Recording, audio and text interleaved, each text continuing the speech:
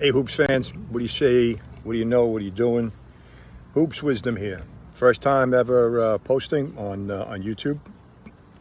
Let me tell you a little bit about myself. I'm a coach that has quite a bit of, retired coach who has quite a bit of experience coaching women's basketball all the way from kindergarten up through college ball.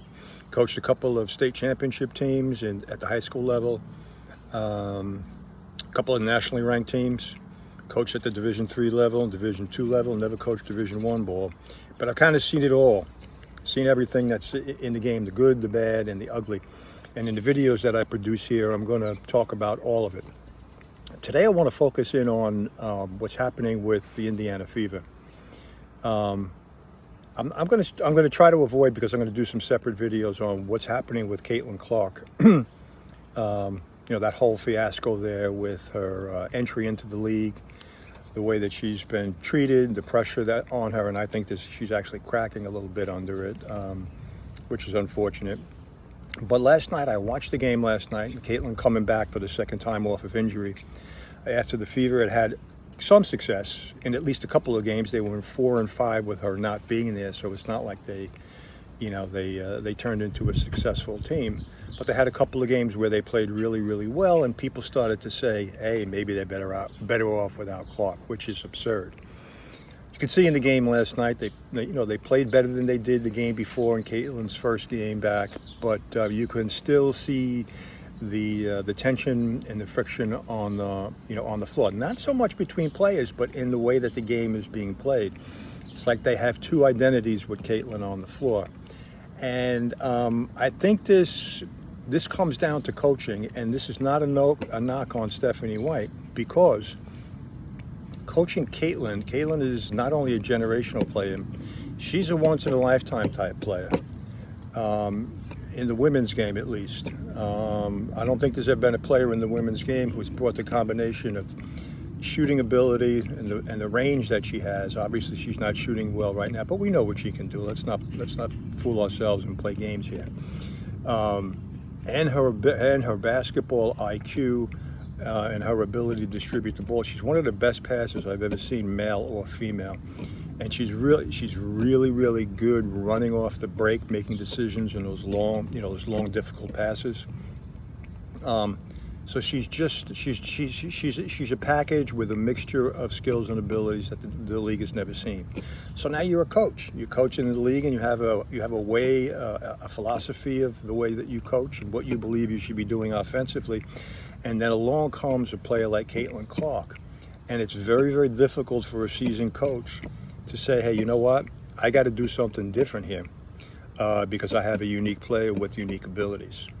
I can tell you, I listened to the post-game interviews that they have with Clark, with White, excuse me.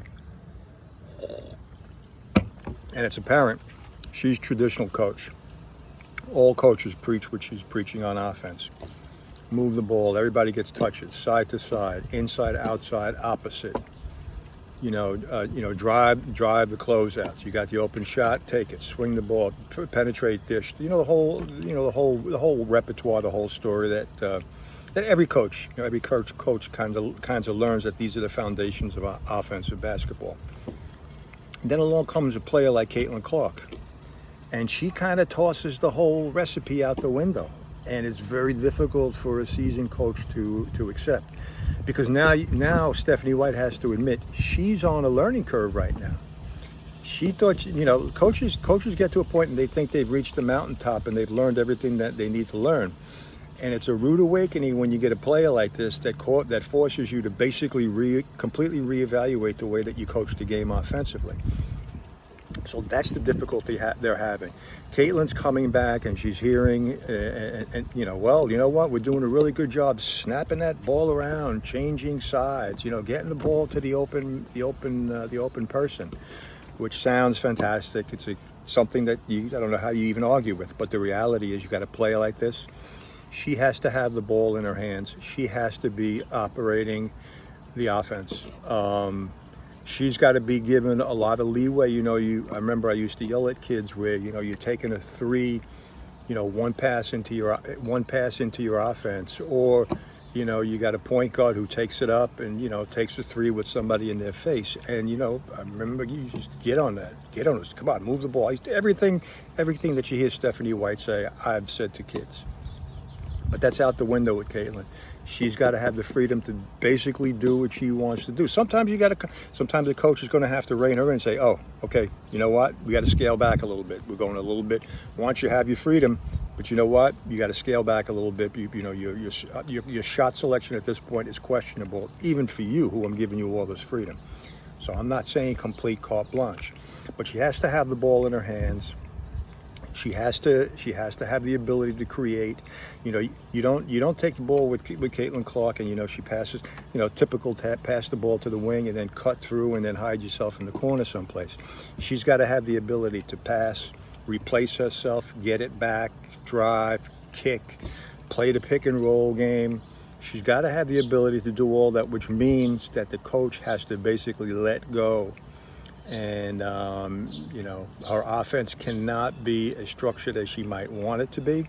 I'm not saying it should be wide open and loosey-goosey, but she's got to figure out a way of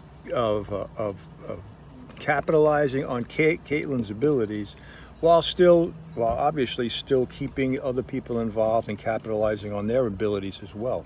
Something that I think Clark does naturally because she does have that strong instinct to pass. She's such a great passer. So I think White just needs to completely reevaluate. Like I said, it's a learning process.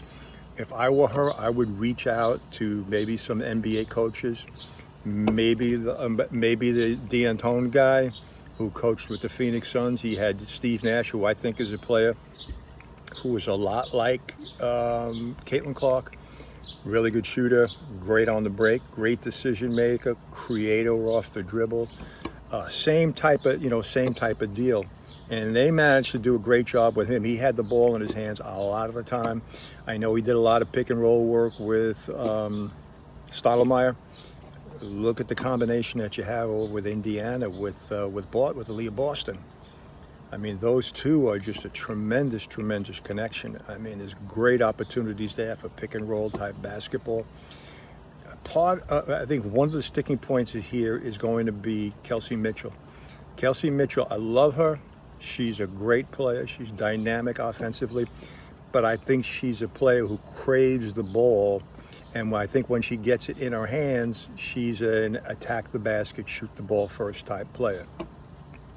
And I think that could be problematic. Although I've seen them work together great, there have been games where both of them finished up in the 20s.